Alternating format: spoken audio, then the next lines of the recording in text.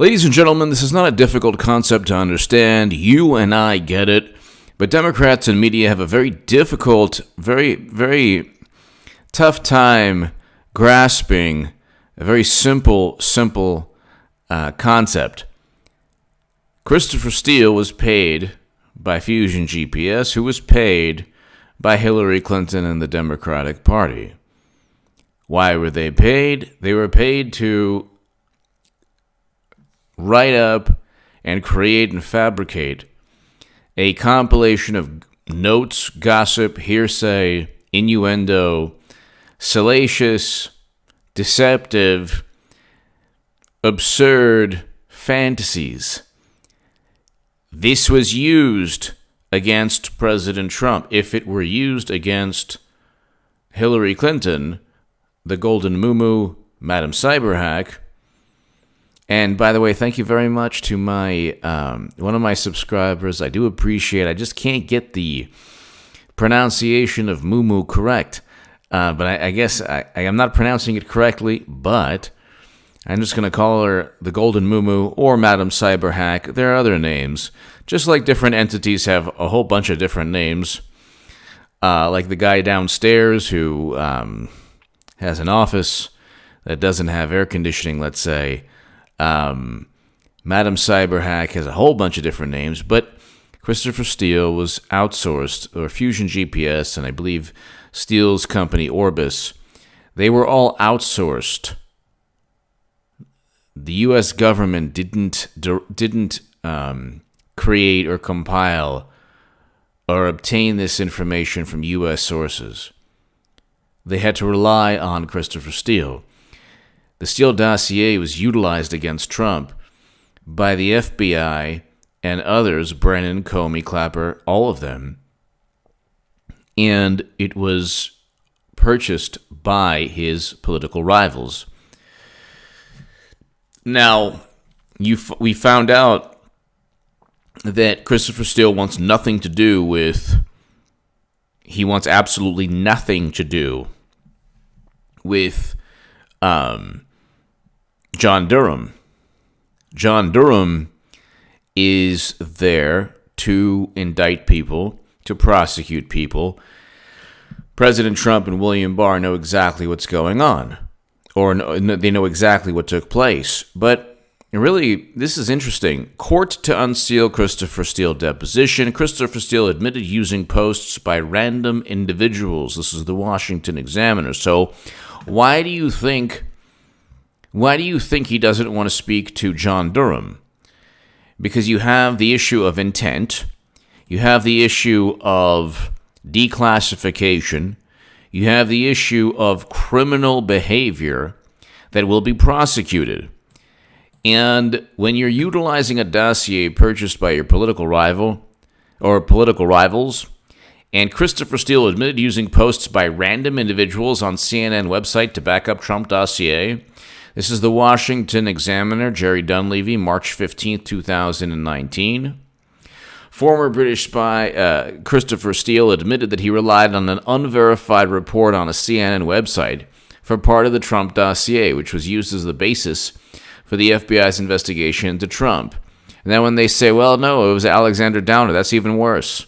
Why would you trust a dossier purchased by your political rival, by a political rival of the guy you're investigating?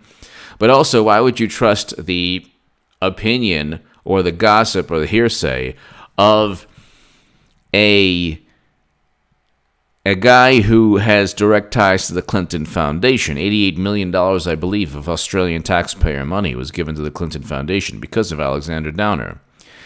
But this is according to a deposition transcript released this week. Steele, this was in March of 2019. According to a deposition transcript released this week, Steele said last year he used a 2009 report he found on CNN's iReport. A 2009 report was utilized by the American intelligence community that has a budget of billions and billions and billions upon billions of dollars. And this guy is utilizing a CNN iReport, a 2009 report he found on CNN's iReport website. and said he wasn't aware that submissions to the site are posted by members of the public and not checked for accuracy. It's always like John Brennan's like, oh, you have to remember, we're so wonderful and knowledgeable. Oh, did you know how the Steele dossier was compiled? No, I just don't know. Same with James Comey. James Comey was like, oh, there's so much we know that you don't know. By the way, do you know who commissioned the Steele dossier? Gosh, I don't really know. I'm not privy to that info. Whenever they're caught with their pants down, suddenly they don't know. When they have their pants up, they say, well, you have to trust us. We're amazing. We're wonderful. We know everything. When there's anything incriminating, gosh, we just don't know. Isn't that interesting? They just happen not to know any information that would make them look bad or make them directly linked to criminal behavior. A web archive from July 29, 2009 shows that CNN described the site in this manner. iReport is a user-generated site. This means the stories submitted by users are not edited, fact-checked, or screened before they post. So he used CNN iReport as part of a dossier that was then utilized by the American intelligence community. It should be called the American lack of intelligence community. Steele said his dossier contained raw intelligence. Well, that's interesting. That is a really wonderful way of, and that's what raw intelligence that he admitted could contain untrue or even deliberately false information. Even deliberately false information. Quote, deliberately false information. Deliberately false information. Now, let me ask you a question, ladies and gentlemen. If you're the Russian government and you know the Democrats are just going to go and utilize anything as justification for their loss, as justification to investigate President Trump, what are the chances that you just feed them information where they just make a mockery of the entire country? What took place was Democrats don't care what they do to the country as long as they find some way to make everything morally relative. So there was mid-year exam, Clinton's email investigation, where she transferred top secret and special access program intelligence onto servers in her basement in Chappaqua, and they know that there's criminal behavior there. And the same people who were like, well, President Trump is calling Comey a criminal, and he's weighing in on the investigation, and oh my God, well, not long ago, President Obama said, gosh, she wouldn't intentionally, Madam Cyberhack, the Golden Moo-Moo, wouldn't intentionally harm national security. He stated that. That wasn't his role to give his opinion on it. Wasn't there a criminal investigation? Yeah, right. It was a cover-up, but wasn't there supposed to be the facade of a criminal investigation ongoing? Yet President Obama was protected under the First Amendment. He could then weigh his opinion and utilize his opinion to help further the Comey decision that said, well, there's no intention there. There's no intention to transfer top secret and special access program intelligence onto servers, one of which is located in her basement at Chappaqua. Well, of course, she intended to do all of this. And of course, she didn't care about the damage to national security. The issue here is she's running again. Hillary Clinton is running again. She has until November, and actually beyond also, but she'll run, and everyone will vote for her. I'll give you my spiel a little later. But you have in a deposition, he used CNN. Christopher Steele says he used unverified information to support details about web company and Dossier. So now we know why he doesn't want. Now we know why he doesn't want to speak to John Durham. A newly released snippet of a deposition with ex-British spy Christopher Steele describes some of the steps he took to verify information he collected for it in 2016, including pulling from a user-generated citizen journalism site initiative by CNN iReport. Oh my God. Steele testified that he used a 2009 article from a crowdsourced news site, CNN iReport, for instance, to check information he learned about Webzilla, one of 3 related entities that had sued BuzzFeed for defamation. So, when asked if he had an understanding of what CNN iReport was, Steele said he did not know. This is the genius that the FBI relied on. Okay, he also talks about how he was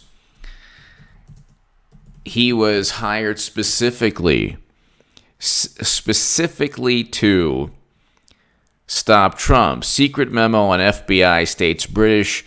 This is the Telegraph. Secret memo on FBI states British spy was desperate to stop Donald Trump getting elected. A former Brit. This is the Telegraph. This is an article by Ben Riley Smith and Rosina Sabur. Telegraph, February 2nd, 2018. Okay, so Christopher Steele told a U.S. justice official before the 2016 election that he was passionate about stopping Mr. Trump winning. Republicans, okay, so he had ideological motivations, so he was paid $160,000 by Democrats.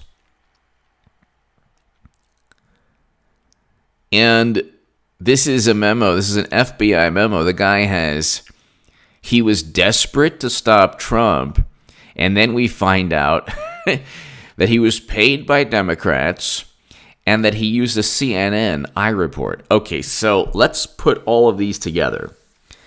You have James Comey, Peter Strzok, who his text messages are in the news again, and I'll go into depth today in the segments after this. But check this out.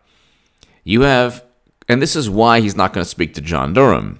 You have Christopher Steele, who is desperate to stop Trump. A foreign intelligence official is desperate. And granted, the UK is family, great ally of ours, fine. But they interfered in our election. We've interfered in other people's elections, but the point is, this is a foreign intelligence official, or former intelligence official, who was desperate to stop President Trump, who utilized a CNN report that was crowdsourced. And Comey used this, and Andrew McCabe used this, and Peter Strzok used this, and Sally Yates and James Baker. They all used this, Andrew McCabe, they all used this to obtain FISA warrants. They used this as part of the basis, and when there's a rebuttal, well, it was also the downer discussion, that's already been discredited big time by George Papadopoulos. He's written a book, he's explained the facts and evidence show that there was nothing there. There was no there. Never anything there. But they utilized this nonsense to conduct a sprawling investigation that is a criminal act. They want to believe that this was all in good faith. Well, then why did you leak classified memos, James Comey, according to Chuck Grassley? Why did the FBI deceive FISA judges by saying that the information was verified, or at least derived from sources that were credible? The Steele dossier is not a credible source. Doesn't matter if Christopher Steele had a good reputation. That's completely irrelevant. The Steele dossier is not a credible source. The FISA judges were not told that Hillary, Madam Cyberhack Clinton, purchased the Steele dossier. You cannot deceive FISA judges, and that's a crime, and they committed that. So you have James Comey leaking classified memos, crime. You have Strzok, McCabe, and Comey and others, Sally Yates, deceiving James Baker, deceiving judges to get a warrant to then initiate a sprawling, never-ending probe that eventually becomes a special counsel. So what Trump had to do is he had to get James Comey out of the picture, out of government. James Comey was an extension of the Democratic Party.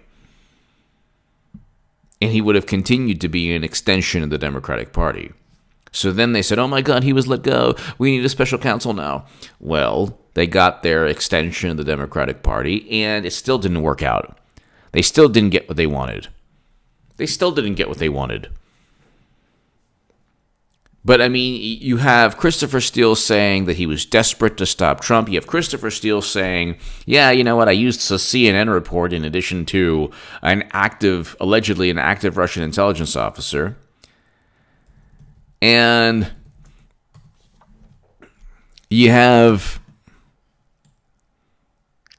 all of this information regarding the fact that they utilized a lack of evidence, if that's even possible. This would absolutely not be allowed. This would absolutely not be allowed if the reverse were true. If Clinton was the subject of a dossier. Then you have, Vox goes, Fox News has normalized a lie about the origins of the Russia investigation. They want you to believe it began with the Steele dossier. It didn't. What does that matter? How is that important? Because the Alexander Downer story doesn't add up. Joseph Mifsud has ties to the State Department. What does that even matter? Then you have, let's see, okay, FBI, the dossier includes outrageous claims. Why are we talking about the Steele dossier again? So, what is this article like? Keep in mind that it's a political convenient lie. If what Dossier and others were saying, okay, so it would mean the investigation that is royal the Trump presidency is based on a document commissioned by Fusion GPS. The dossier includes it would suggest that the FBI's efforts to link Trump with Russia may have been motivated by anti-Trump sentiment, which is true. This all comes as part of the FBI's investigation originated with George Papadopoulos, not Christopher Steele. Okay. And that's even worse. Do you see, liberals, they don't get it. They don't understand. It's even worse. He didn't get indicted on anything to do with collusion. They got him, and not even a lie. This was regarding an email to Joseph Mifsud. But Joseph Mifsud he wasn't even interviewed by Mueller. He was in hiding for a long time, and he was seen at the Capitol, apparently, in 2017. And he has ties to the State Department and Western intelligence. This is supposed to be the direct link to Putin. This is so easily debunked. Joseph Mifsud and Natalia Veselnitskaya are supposed to be direct links to Putin. They're not direct links to Putin. Uranium One is a closer link to Putin, and they gave money into the Clinton Foundation. So you have this situation where, it is just, the bottom line is, the media, Democrats, they don't care whether something makes sense or not. It's completely, and they certainly will never in a million years ever imagine how they would feel if Clinton was investigated based on a dossier or based on a third-party tech firm like CrowdStrike that said, "Oh yeah, this country hacked a servers to benefit Clinton." They would use their thinking caps and say, "Wait a second, there's conflicts of interest here," or Alexander Dumbo Downer. They would say, "Wait a second, and they've already said that. There's William D. Campbell, the FBI informant for the in the Uranium One deal that was represented by Victoria Tenzing, Joe DeGeneva's wife. Both of them, Victoria Tenzing and Joe DeGeneva, are absolutely amazing. William D. Campbell, they already had.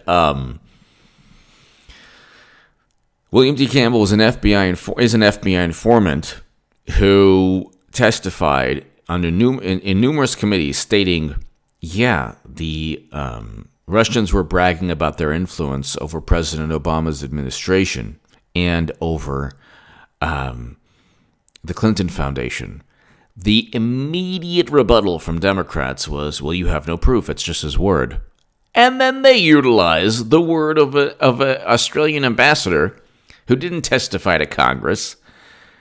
And they say, "Well, you see, it's all good because we utilized some guy's hearsay and gossip about Papadopoulos getting information about the DNC hack from a guy named Mifsud." This is hearsay. This is gossip. This has nothing to do with national security. And they're going after Stone and others saying, "Well, they were tipped off on the DNC hack." The DNC alleged hack is, even if it's true, it is a private organization, has nothing to do with the United States government, absolutely, positively nothing. It is a political party, and a corrupt, insidious political party at that. It has nothing to do with the U.S. government. When they say, "Well, they hacked our election." No, you cheated Bernie Sanders, you cheaters, you corrupt cheaters. Just because Bernie lacks the intestinal fortitude or other types of fortitude to fight back. It was my fault. I cheated myself. Don't use the word cheated, Bernie. "Oh, I did myself in by having the audacity to run. Because, in 2016, I was the cat's meow. Everyone thought that I would change the system, but now this Trump, who is presiding over the beginning of peace between North and South Korea, the beginning of it's not easy." Now I'm giving my spiel through Bernie's voice. This is a political party that cheated Bernie Sanders, we're talking about. And they're like, "They hacked the election." And then the Helsinki summit, "Oh my God. Did you see what Trump did with..." People aren't... The majority of the country doesn't care that the DNC was hacked. If anything, you think the Washington Post is going to let us know that Bernie Sanders was cheated? Why am I bringing this up? I know that most people don't care that Bernie Sanders was cheated who watch this channel. But the point is, I used to be on the left. I'm now a Trump supporter, but I used to be on the left. And even on the left now, no one brings up that Bernie was cheated. They have managed to erase history. Isn't it interesting how the same people who love to erase history also like to redefine words in meanings? This is Orwellian. This is exactly what Orwell warned us about. They're erasing history. Bernie was never cheated. Well, then, wait a second. Why were the emails so embarrassing? Well, they weren't. Don't ask questions. Just repeat the same phrases. Yeah, it was embarrassing emails. Yeah, that's the ticket. Well, if they were embarrassing, what were they embarrassing about? Well, we cheated Bernie, but don't bring it up. Oh. So the Russians informed us that you were committing a crime because you told people that it was fair and neutral, and they gave money to the DNC. Don't tell anyone.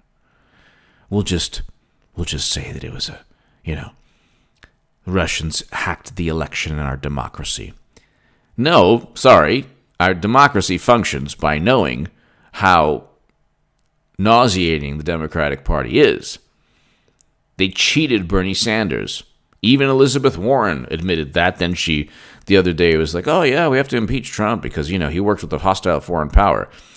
Another propaganda spin. Wait a second. I thought the 80s wanted their foreign policy back. I thought that President Obama said that it would be impossible to rig an election. I thought that, only he had the power to veto a sale of uranium to Putin. Were they a hostile foreign power then? Did Uranium One, linked to a hostile foreign power, give money to the Clinton Foundation? How does that work?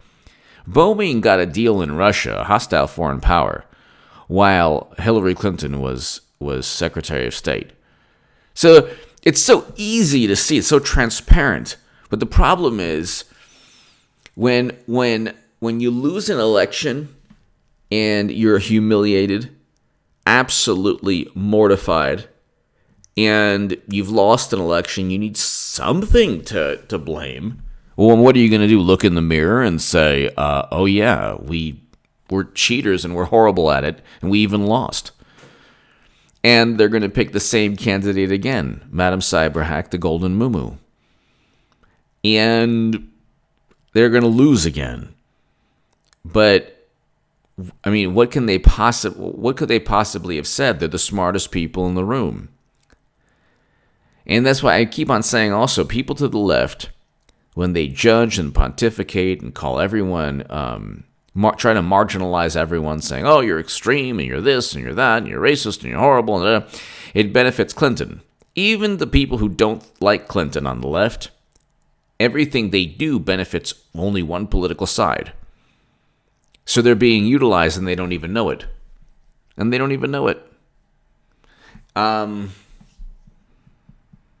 John Durham knows why. He knows exactly why Christopher Steele won't talk. Because Christopher Steele compiled a dossier that was complete and utter nonsense. And it was a big part of why they investigated Trump. If the tables were turned, they would never allow Clinton to be investigated by a dossier purchased by Trump. So, we all know what's taking place. The roof is caving in on all of them. And we need Hillary to run again. It's the best thing to ever happen. God bless her. God bless Hillary Clinton. Her formally announcing eventually, before November, will vindicate everything I've been saying exponentially. All the hypocrites and disingenuous fools and imbeciles and just people who live their lives to just condemn and judge others. My God, what kind of pitiful existence do you have if you just live to condemn others on Twitter? Twitter's not even reality. It's not even reality on the internet, which is already devoid of reality, or a cyber world. Twitter is not even an accurate description of reality, even on the internet. YouTube is a lot better. You can go ahead and, you want to watch the 85 Bears? You can go ahead and watch it on YouTube. You want to see a surfer and a giant wave? I don't know. But you want to get, insulted by somebody you don't know? Go on Twitter. I'm not on Twitter. I am not on Twitter. For the love of God, tell everyone you know I'm not on Twitter. But they are the Democratic Party, the media. They're in for a rude awakening when Durham starts indicting people. And those indictments are going to take place. McCabe, James Baker, eventually James Comey, and after she loses again, Hillary Clinton, because she's running again. You think they're going to go with Botox Biden? You think Hillary purchased her own 2 years of a Russia investigation, a Mueller probe, because she's going to go with Biden? I don't think so. She's just waiting. Who knows when she's going to get in, but she's going to get in before November. She has time. Her husband got in October of 91. I waited until October, everybody. And President Trump waited until June of 2015. She has time. She's running again. And this is all we will find out exactly why the Russia probe took place. And when Trump wins again, we'll realize that the media doesn't have the influence it thinks it has. They think they have on the American people. They tried everything, including throwing the kitchen sink at Trump. Didn't work. They did the same thing, even with the fabricated probe this time. Didn't work. Or it won't work in 2020, I should say. Give me your thoughts below. I'm glad to see this channel is moving. People are sharing the segments. Very happy. There's an electricity in the air, ladies and gentlemen. An electricity of this kind of vibrant energy. And it's the same kind of feeling I got in 2016, where like I would go up like 1,000 subs every 2 days, something like that.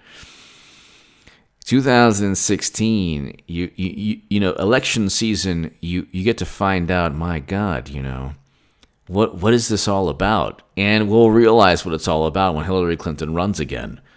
All of this was fabricated to pave the way for Clinton, who is horrendous. All of this was fabricated to pave the way for Madam Cyberhack, who really can't defeat anyone. If it's an even playing field, it ain't happening. So they had to fabricate a Mueller probe. They had to cheat Bernie Sanders. They had to do all of these things. The media is complicit also, so they have incentive to keep the propaganda spin alive. Give me your thoughts below. Check out my writing in The Federalist, The Daily Caller, The Jerusalem Post. If you want to support my voice long term, my Patreon link is below. Thank you so very, very, very much.